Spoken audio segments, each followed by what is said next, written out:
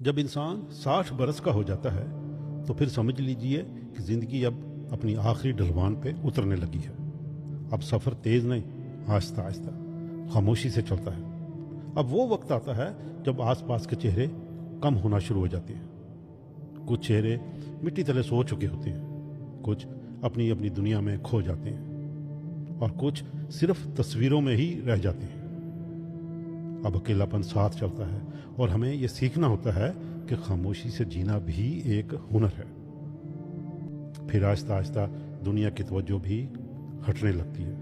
جو لوگ کبھی آپ کے نام سے متاثر تھے اب وہ نئی نسل کے جوش میں کھو گئے ہیں۔ آپ کا ماضی، آپ کی محنت سب احترام کے قابل تو ہے، مگر اب سب کچھ خاموش سا ہے۔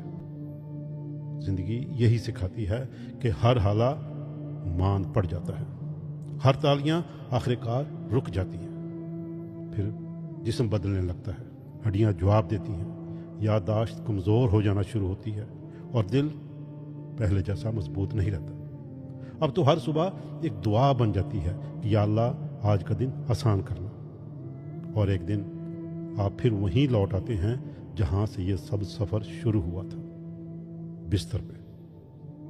فرق صرف اتنا ہے کہ پہلے ماں تھی جو محبت سے خیال رکھتی تھی، اب شاید کوئی خدمتگار ہو جو صرف وقت دیکھتا ہے۔